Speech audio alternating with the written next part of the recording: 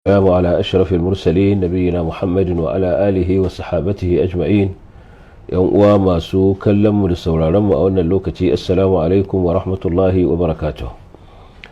kafin mu shiga tambayoyi zan so na yi tsokaci kan abin da duk al'umma sun gani Najeriya, cikin Najeriya duka da wajen Najeriya, game da abin da ya faru a nan cikin jihar Kano, wanda gwamnati ta ɗauki tarairayin hada zama tsakanin wani malami da yake da'awar cewa littattafan hadisai na manzo sallallahu alaihi wasallam an cika su da zage-zage da cin zarafi da kazafi da karerai da bata mutuncin annabi sallallahu alaihi wasallama, da kuma sauran malamai na duka bangarori da suke nan Kano, waɗanda suka zauna, wasu daga cikin suka zauna da shi wannan mai da'awa kuma suka nemi ya tabbatar da wannan da'awar tashi daga cikin littattafan da yake cewa suna yi wa annabi sallallahu alaihi wasallam cin zarafi da kaje da mutunci, wanda kuma duk duniya ta ga cewa wannan mutum ya kasa nuna guri daya daga cikin guraren da yake da'awar akwai su, tare da cewa maganganun da yake faɗa maganganu ne waɗanda suka yi girma kwarai da gaske. Babu wani mumini da zai ji su hankalinsa bai tashi ba, babu wani mai imani wanda ya imani da wannan annabi kowane irin laifi yake aikatawa, inda yana musulmi kuma ya yarda da Allah da manzansa sallallahu alaihi wasallama, ya ji waɗannan kalmomi sai hankalinsa ya tashi, ya dugunzuma, kuma duk inda haƙurinsa yake zai iya ƙarewa. To aka nemi ya tabbatar da waɗannan abubuwan da yake cewa suna cikin wannan littattafai da musulmi suka runguma sama da shekara 2000 da wani abu, suna bautar Allah da su, suna kuma karantar da su a makarantunsu, a zawuyoyinsu, a masallatansu, amma ba wani ɗaya da ya taɓa jin waɗannan gunduma maganganu sai shi da wannan malami da ya ce shi yanzu ya karanto a ciki kuma ya gano su. To aka zauna da shi, aka ba shi damar da zai nuna, ya kasa nunawa, ya yi da'awar cewa damar da aka ba shi ba za ta isa ba har ya iya haɗo dukkan hadisan da za su fito da waɗannan zage-zage da manyan maganganu da ya jingina wa annabi sallallahu alaihi wa sallama da sahabbansa. To ƙarshe dai duk duniya ta fahimci cewa wannan mutum shi yake haɗa waɗannan maganganu kuma shi yake yin su, daga bakinsu suke fitowa. Babu wani malamin addini da ya taɓa rubuta su a cikin littattafansu, ballantana kuma littattafan da a kansu ne aka gina musuluncin kacokam. Shi da kansa a gurin yana faɗar cewa har yanzu da su waɗannan littattafan yake bautawa Allah. To zanto littattafan da yake bautawa Allah da su sun kunshi zage-zage da cin mutunci da cin zarafin annabi sallallahu alaihi wasallama, kuma Allah subhanahu wataala ya bar su har yanzu musulmi su ci gaba da bautawa Allah da su. To abinda za mu jawo hankalin jama'a a kansa, musamman ma waɗanda har zuwa yanzu suna tare da shi, ko da yake shi ma yana nan kan bakansa, yana da farko yayi kamar ya janye, daga baya kuma ko suka zugo shi ko kuma wasu dalilai suka sa ya dawo, ya ƙara nuna cewa yana nan kan bakansa, kuma yana nan akan waɗannan maganganu suna nan a cikin waɗannan littattafai. Duk da dai har ma dawowarsa karo na ƙarshe da yake da yanci bayan ya fita daga fursunan da yake an sa shi, bai iya tabbatar da lafazi ɗaya daga cikin abubuwan da yake faɗa ba. To abinda muke so mu jawo kan hankalin mutane a kansa, musamman ma waɗanda suka rudu da abubuwan da yake faɗa, ko kuma suka yarda cewa ba a ba shi dama ba ne don ya kare kansa ko cikakken lokaci. Na farko mu sani fa littafan da yake magana a kansu ba wani littafi ne da aka rubuta shi yau ko jiya ba, ko shekara ɗaya da ta wuce, ko shekara ɗaya biyu, ko wani littafi ne da yake hannun wasu mutane su kaɗai banda sauran al'umma ba. Littafan da yake magana a kansu littafai ne waɗanda an rubuta su yau sama da shekara 200, sama da shekara 200 da rubuta waɗannan littafan. Bukhari da Muslim da Musnad Imam Ahmad da littafan sunan Abi Dawud, sunan Tirmidhi, sunan Nasa'i, sunan Ibn Majah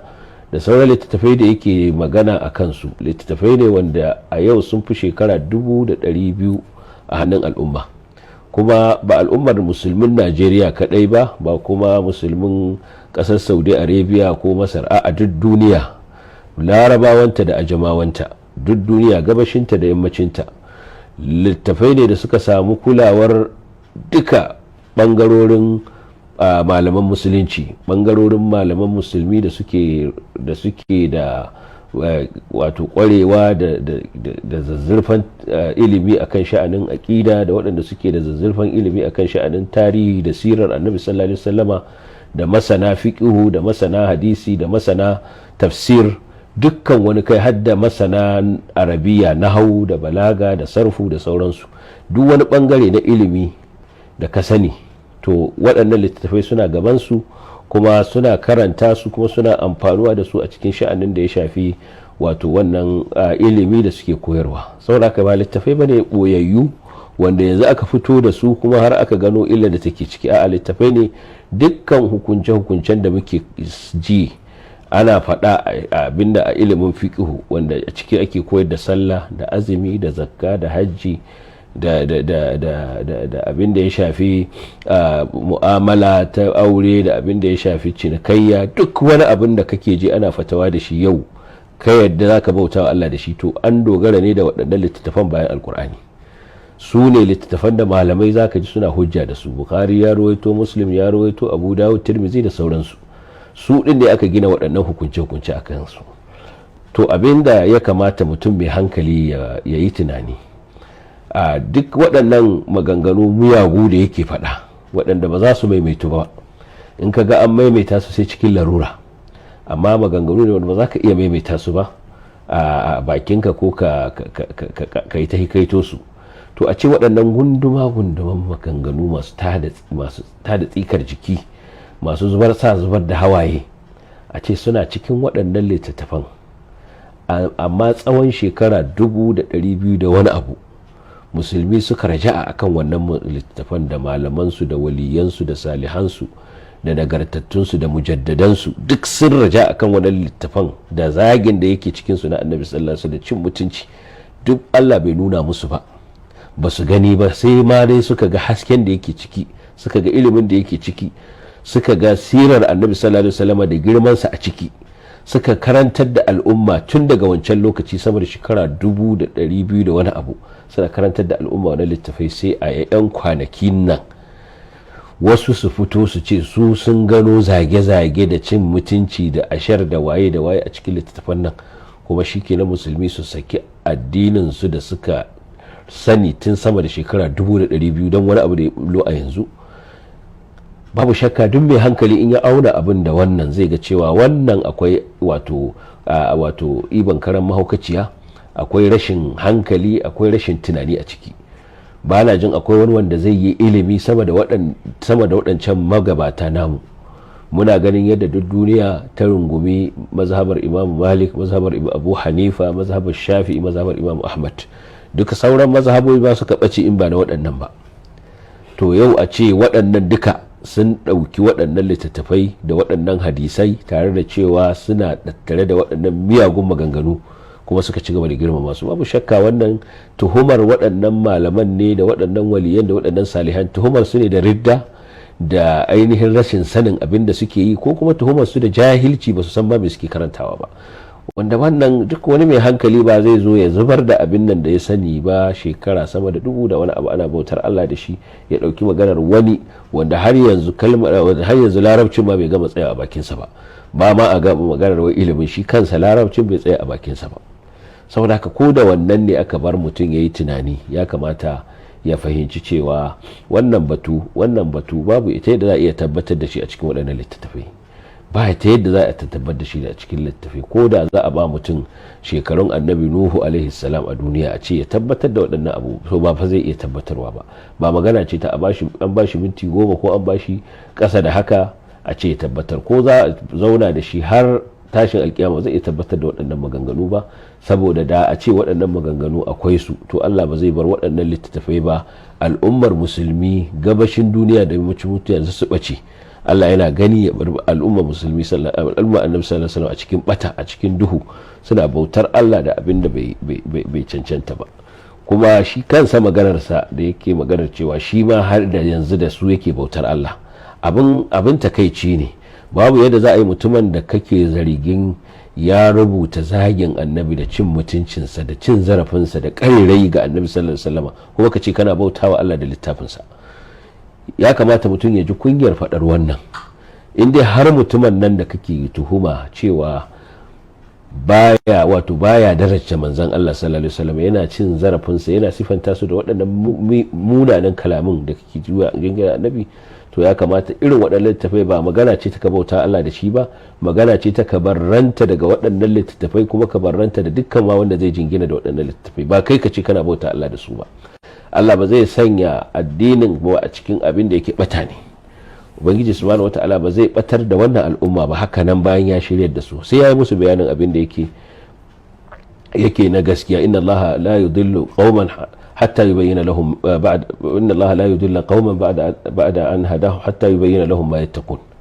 Allah subhanahu wata'ala la yudillu qauman, baya batar da mutane bayan ya shiryar da su, har sai ya musu bayanin abin da zai kamata su guda. Haka Allah ba zai bar al'ummar Annabi sallallahu alaihi wasallam cikin wannan bata, cikin wannan kwama cala tsawon shekara 1000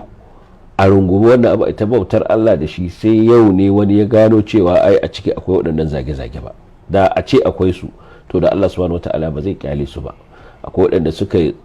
wa Annabi sallallahu alaihi wasallam izgili da bai kai abin da wannan mutum yake faɗa ba, Allah bai kyale su ba. Ta ya zai kyale irin waɗannan littafai su shiga gidajen musulmi, su shiga zukatan musulmi, su shiga addinin musulmi, aqidar su, ibadar su, mu'amalar su, Allah duk ya bari sai zuwa yanzu ne Allah zai turo wani mutum wanda shine shi kuma zai gano ashe akwai gunduman ashar da zagi da zarafi da abin da na Annabi sallallahu alaihi wasallam. Shi ya sani a gidansu an karanta da littafan nan, mahaifinsa malami ne, yan uwansa malamai ne, sun karanta, an karantar da su, amma bai taba jin wani gundume ba a shan irin wannan ya fito daga cikin littafin nan ba. Ta yaya aka ta tsallake waɗannan abubuwa ba su fito ba sai yanzu? Muna da abinda waɗanda duk suke da ilimi sun sani, yadda ya tsaya kan Bukhari da Muslim da sauransu. Hadisan duk da yake suka, hadisai ne waɗanda man can kafin ma Bukhari da Muslim akwai su, akwai littattafan da aka yi gabanin Bukhari da Muslim kuma da su rawaito irin waɗannan hadisan, amma dai ya tsaya akan Bukhari da Muslim saboda ya san cewa su ne musulmi suke girmamawa, suka ce shine asahul kutubil musannafa fil hadith,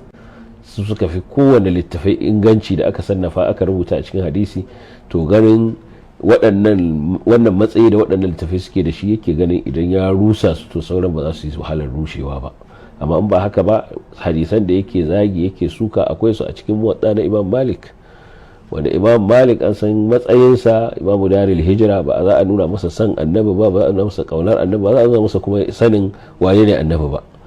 Amma ba a ji cewa shi ya ruwaito waɗannan hadisan asa a cikin littafansu, ya kasa fahimtar cewa hadisan da akwai cin zarafi, ya kasa fahimta sai yanzu ne wani a nan cikin garin Kano ko a wani gari a ƙasar nan zai fito ya ce shi ya gani ana cin mutuncin zarafin Annabi sallallahu alaihi wasallam. Saboda haka wannan zama ya ƙara tabbatarwa da mutane cewa waɗannan maganganu shi yake faɗar su da kansa, maganganu ne wanda shi ne yake fahimtar su da kansa, ba fahimta ce ta wani daga cikin malamai ba. Wannan an ce ya faɗa a cikin hadisan ba zai iya faɗa ba. In ka ce ya kawo wani malami cikin malamai magabata da ya ce ga wannan ma'anar da ake da shi yanzu yake faɗa a cikin waɗannan littafin, ba zai iya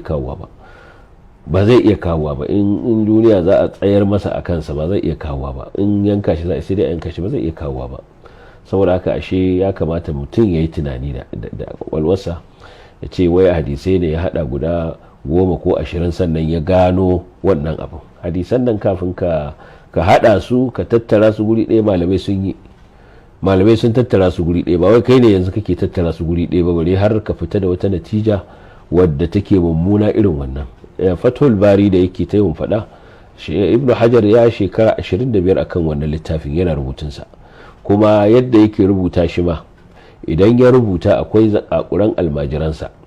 yakan ba su kwafi ɗin abin da ya rubuta. Wato in ya rubuta chapter, ya rubuta fasali ko babi na waɗannan hadisan, ya tattaro, yakan ba wa zakakuran almajiransa su zo a karanta, a yi bita, a ga in akwai wani guri da yake bukatar ƙarin bayani ko kuma aka samu wani tuntuɓe ya gyara. A haka sai da shekara 25 yana yi. A gefensa akwai Badruddin al-Aini, wanda abokin hamayyarsa ne. Shi Ibn Hajar mutumin mazhabar Shafi'iyya ne, shi kuma Badruddin al-Aini dan Hanafiya ne, kuma dukkansu suna alƙahira, kuma dukkaninsu suna abin nan dangantuwa zuwa ga ilimin hadisi. Saboda haka a tsakaninsu akwai irin abin da na tsakanin sa'anni, kowa yana son ya zama ya fita yayi zarra, kuma kamar da aka sani dama akwai wannan ja'in ja tsakanin mazhabar Abu Hanifa da mazhabar Shafi'iyya, akwai wannan ja'in ja saboda takaddama da aka samu a can baya da Muhammad ibn al-Hasan, ɗaya daga cikin manyan almajiran Abu Hanifa a Bagadaza. To wannan takaddamar ta sa ta yi tasiri har cikin waɗanda suka zo baya masu dangantuwa zuwa ga wannan mazhabobi. To saboda waɗannan mutane biyu tare kusan lokaci ɗaya suke wallafa littafansu, wanda yana rubuta Fathul Bari, wancan yana rubuta Umdatul Qari. Duk yawanci akwai wani Ibrahim al-Akhdar, ɗaya daga cikin manyan almajiran Ibn Hajar ne. Idan Ibn Hajar ya rubuta waɗannan rubuce-rubuce ya bashi, shi kuma zai kai wa malaminsa al'aini, shi ma yana da cikin malamansa, shi ma ya karba. To Ibn Hajar a haka aka yi wannan littafin, aka kuma rika haɗo, babu wato littafin da zai haɗo maka ruwayoyi da daban-daban da suka zo a cikin Sahih Bukhari a guri ɗaya kamar Ibn Hajar. Ibn Hajar ya yi wannan a cikin Fathul Bari, amma bai fita da wannan mummunan natijar ba. Babu inda ya ce in an haɗa wannan ruwaya da wannan ruwaya za ta ba da zagi da cin mutuncin manzo Allah sallallahu alaihi wasallam. Ya kamata in ana fahimtar haka, in shi bai fahimta ba wani daga cikin almajiran sai fahimta, ko kuma a'a duka murtaddai ne suka haɗu, makiya manzo Allah ne suka haɗu suke wallafa littafin, da kuma Allah ya bashi karbuwa duk duniya ake ta cewa la hijrata ba'da al-fath, bayan sa ba za a samu wani littafi kamar sa ba a cikin sharhin Sahih Bukhari. saboda haka kaga akwai rena hankalin mutane, kai ka zo ka ce hada kai ka fita da wannan, kamar kai ne ka fara hada ruwayoyin nan. Sheikh Nasiruddin Albani yana da Mukhtasar Sahih Bukhari. Mukhtasar Sahih Bukhari ina duka ya hada alfaz din kowane hadisi a guri guda, kowane hadisi da Bukhari ya daddatsa su ya sa su a babi daban-daban saboda manufar da yake so ya cika. Sheikh Nasiruddin Albani ya tattara su, zaka ga suna a mujalladi 4, ka dauko ka buɗa kowane hadisi zaka ga duk alfas ɗinsa a guri guda. Akwai wani wanda ya taɓa karanta wannan yace ya fita da mummunan sakamako? Ba wani kafi iya larabci ba wani kafi iya fahimtar addini ba wani kafi iya sanin sirar manzon Allah ba wani kafi san manzon Allah ba. Masu san manzon Allah suna nan tili a duniya. Allah subhanahu wata'ala ya bar masa masoyansa, kuma har Allah ya nade kasa da waɗannan masoya nashi. To amma duk ba wanda ya shinshino wannan zage-zage muyago, sai mutum ɗaya, sai mutum biyu, sai wasu 'yan jarida su su fito da wani abubuwa su ce ai gashi an zagi manzon Allah anan, an ci mutuncin manzon Allah anan, ko mutane shikenan sai su saki magana da aiki na manyan malamai da suka shekara da shekaru suna yi, su karba aikin wani wanda jumlar larabci wani ba iya miƙar da ita daidai. Kuma maganar cewa arna suna sukan musulunci da wannan, arna kafin su soki hadisai da alkur'ani suka fara. Lokacin annabi sallallahu alaihi wasallam sun yi ta sukan alkur'ani, hakanan bayansa sun ta sukan alkur'ani da yawa. ka ji mutanen da suka dauki alkur'ani suka rika bin ayoyin alkur'ani suna suka, shikenan sai mu zo mu soke ayoyin alkur'ani saboda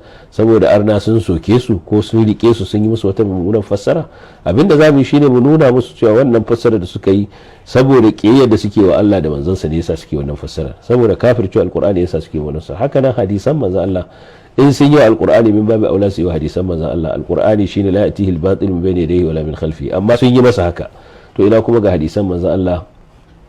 wanda Allah subhanahu wata'ala ya sanya mutane ne ya samar da su waɗanda suke gadin su suka tsare su. Saboda haka in har wannan zai sa a kafircewa hadisan manzon Allah sallallahu alaihi wasallam, alkur'anin ma za mu kafirce masa, don kafin su soki hadisi ɗaya sun soki ayoyin alkur'ani barkatai. A je a duba rubutan da malamai suka yi akan yan mushan da irin yadda suka mai da alkur'ani. Kamar akwai alkur'anul bashirun na Muhammad Iddad Darwaza,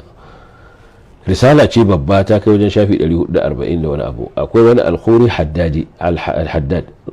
al-Haddad, mutumin kasar Lebanon ne,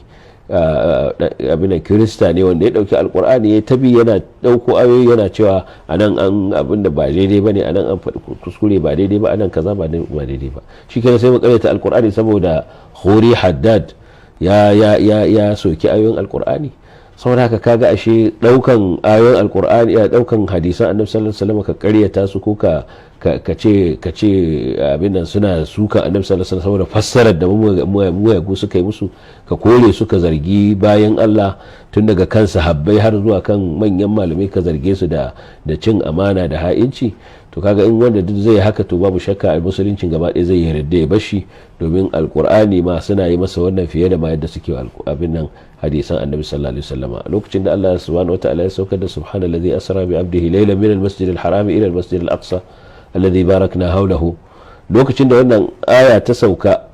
Quraisha dariya suka riƙe annabi sallallahu alaihi wasallam yana cewa wai ayi masa Isra'i, ya za a yi Isra'i da mutum tafiyar dare cikin dare daya ya je Baitul Maqdis ya dawo da safe a same shi a Makka. Suka yi ta izgili suna ƙarya har ma su zo samu musulmi ku yanzu kun yarda da wannan, ku yanzu kun yarda da wannan. Saboda shi kansa alqur'anin an yi masa irin waɗannan miyagun fassarori da kuma ƙaryatawa, shikenan sai mu musulmi mu ce mun ƙaryata shi saboda arna su ma sun ce sun fahimci kaza a ciki don haka ƙarya ne. Akwai ayoyi da alqur'ani da dama wanda in yau